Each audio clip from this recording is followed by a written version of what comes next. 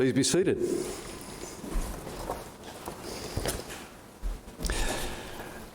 There's been a fair bit of comment in the last week about Anthony Albanese, his humble background, his ascent to the highest office in the land. No matter what your political preferences are, it's hard not to be moved by the story. He said it himself upon being elected last Saturday night. My fellow Australians, it says a lot about this great country that a son of a single mum who was a disability pensioner, who grew up in public housing down the road in Camperdown, can stand before you tonight as Australia's Prime Minister. As I say, it's a powerful narrative, and it brings a smile to my face that Anthony Albanese's ascent to the Lodge has occurred in the same week that we celebrate the ascent of Jesus into heaven, our risen and ascended Lord. For hundreds of years, the story of Jesus' ascent has been celebrated.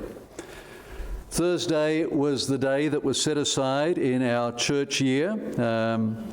This was Ascension Day, sometimes called Feast of the Ascension, sometimes called Holy Thursday, sometimes called Ascension Thursday. We don't make a big deal about it here in Australia, no public holiday here, although in certain parts of the world they do have a public holiday. I'm told that in South Africa that's the case. No Happy Ascension Tide cards. You can find yourself an Easter card, Happy Easter or Happy Christmas, but no. And even here at St. Michael's, where we try to link ourselves and to express our connection with Christians worldwide by following the lectionary most of the time and by observing the different seasons in the church year to a considerable extent, Lent, Advent, Christmas and Easter. Even here at St. Michael's, we let Ascension Day, Holy Thursday, slip by without paying it too much attention at all. We say, we'll look after that on Sunday. We'll attend to that then. Well, here we are. Fair enough. That's what we're doing today, reflecting on the ascension of Jesus. And it too is a very powerful narrative. We celebrate Jesus' descent at Christmas. The Word became flesh and dwelt amongst us, full of grace and truth. His arrival, his entry, and today we celebrate his departure, his exit, his ascent. And we could have looked at the passage in Luke's Gospel that was read for us, that Andrew read for us, but we're going to just turn very briefly to the passage in Acts that Christine read so well. Verse 2, after his suffering and death, he appeared to his disciples alive over a period of 40 days. Verse 9, after this he was taken up to heaven. He was with them no more, not in the way that he'd been present with them up until then, no longer able to relate to them in quite the same way. He was taken up to heaven, he ascended. As we say in the Creed, the Apostles' Creed, he ascended to heaven and is seated at the right hand of God the Father Almighty. That's the story. There's a bit more to it, and in the passage there's a conversation that takes place. And we find out exactly what that will mean for Jesus' followers, his disciples. The conversation goes something like this. It begins with Jesus telling them, you're to stay in Jerusalem. Why, they ask? Are you about to restore the fortunes of Israel? Is it now that you will establish a Jewish political kingdom? He says, no. Will I? No.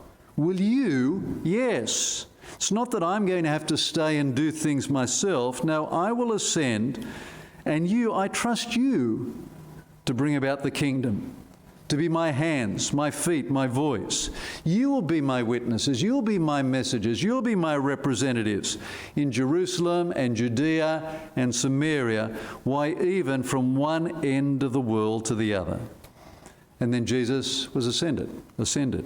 Verse 9, he was taken up to heaven, which really brings us to a break in Luke's account. Luke wrote both his Gospel and the Acts of the Apostle, and that brings to an end Luke's account of all that Jesus has done, all that he has said and done. And then the book of Acts will go on to record all that he continued to do through his followers, through his disciples, as they were enabled by the Holy Spirit. But I'm not going to go there. Next Sunday is Pentecost Sunday. Stay tuned for that. Next week, come in red. Today is Ascension Day. And we might not go out of our way on Thursday to celebrate Ascension Day here at St. Michael's, but there was one group of people who did, and one group of people who has done this for a while in Sydney. Ascension Day is the day when heads of Anglican schools gather together. The Archbishop calls them together and they come and meet. And this year, this particular Thursday, it was at Abbottsley. And I know that well because Annette had a small part to play in involving students who would assist. Now, I think it's very appropriate that the heads would meet with the Archbishop on this particular day. Yes, they are heads, but they come together and they acknowledge their accountability, not so much to one another or to their communities or to their boards or to the Archbishop even. But on Ascension Day, they come together, there's a chapel service, and they acknowledge their accountability to Jesus, the risen and ascended Lord. I remember very well one such head, a woman by the name of Ruth Shatford, Dr. Ruth Shatford. In the 80s and 90s, she was the head, the principal of a girls' school out Parramatta, Tara Anglican Girls' School. And we had a chapel service that Barker was hosting the day on this particular occasion. And Ruth Shatford spoke. And she said these words, "I feel I do my best work when in my prayers I say something like this: Lord, I don't perceive myself as being ultimately in charge. I perceive myself as your deputy in this place. I'm not the head, you're the head. I'm your willing pair of hands, your willing mind, but I need you to give me the direction and discernment I need." And I remember her saying, when I pray in that vein, it takes away a lot of the stress and the strain, especially when things are difficult. And it reminds me that the Lord has probably got the well-being of the school more on his heart than even I have it on mine. That was Dr. Ruth Shatford, Ascension Day, sometime in the 90s. Let me mention something else said by another very impressive woman, if I may.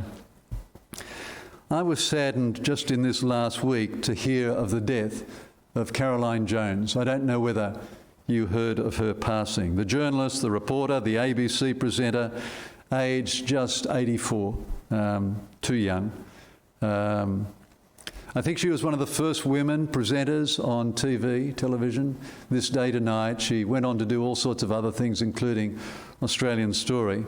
But where I most connected with her was over a series of radio programs that she did. They were later turned into books called The Search for Meaning. And they came out in the late 80s, early 90s. And she would interview well-known and sometimes not so well-known Australians, prominent and not so prominent Australians, and ask them all sorts of questions. She always asked them the question, where did they find beauty? Where did they find the resources to do what they do? Where did they find the resources to continue and to deal with hardship in their lives? She asked a whole series of entertaining questions, interesting, profound, deep questions. And I enjoyed that program. But for the last 50 years, she's been very much part and parcel of Australian broadcasting. Respected, intelligent, classy, authentic. I think she even wrote a book called An Authentic Life. A trailblazer for women. And I heard an interview with Margaret Throsby during the week on radio, where Margaret Throsby, another trailblazer, said, we often got a little bit mixed up. You know, sometimes I was Carolyn Throsby, or it was Geraldine Jones, or, maybe we should have hyphenated our name and been Caroline, how is it, Throsby Do, something like that. But they were trailblazing women. Anyway, I heard that interview and I thought, I want to listen to a little bit more Caroline Jones. So I did that, and I came across an interview that she did in her mid-60s, where she said this: "What I believe, if I believe anything, is a good story. That's what I believe in. And the story of Jesus rings true for me. He grew up in a modest family, working class, a little country town. The place was occupied by a foreign power. He made friends across the whole spectrum of society, but he had a special want for the poor, for women, for the homeless, the mentally ill, the disabled, the people on the edge of society. And he went about saying that the way to live was by loving God and by loving each other. And what did he get for all of that? The betrayal of a friend, and then the mob turned on him, and the leaders of his day brought about his downfall. He was put to a terrible death." That story rings true to our human experience. You hear people say of someone they love, someone who died, and she mentioned it of her father who died. It was so unfair. He was such a wonderful man. He didn't deserve that. I found deep companionship in my grief, in the remembrance of Jesus and his suffering. But that wasn't the end of the story. Tradition has it, and our belief as Christians would be, that he rose to new life, and that life has inspired people to live lives of love and service for the last 2,000 years. Words of Caroline Jones: "To God's mercy and grace we commend her." That life, she said, that life of Jesus, earthbound for a season, crucified, risen, now ascended, exalted, seated at the right hand of God the Father, that life has inspired people to follow in his path and to live lives of love and service for 2,000 years. Now, in a moment, we're going to celebrate communion, the Lord's Supper, Eucharist. We'll take bread and wine, or whatever substitutes you might be using for that. Tokens of Christ's body and blood. It's a practice that's full of meaning, loaded with meaning and significance.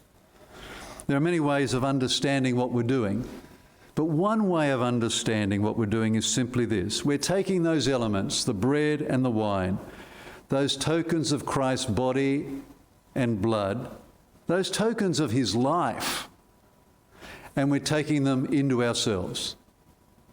We're not just looking at them, observing them, not even just touching them, holding them. We take and eat.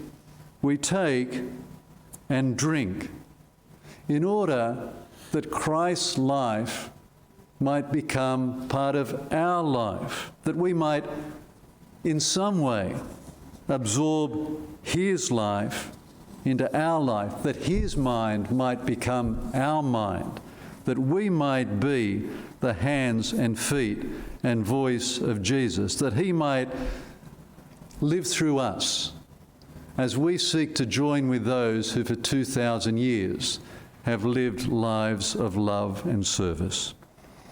In a moment we'll say this: Christ has died, Christ has risen. Today we add this: Christ has ascended. And we are his witnesses, we are his followers, we are his representatives. And our task is to show forth his way. In Jerusalem, in Judea and Samaria, even to the very ends of the earth. In Australia, in Sydney, here in Vaucluse. Amen.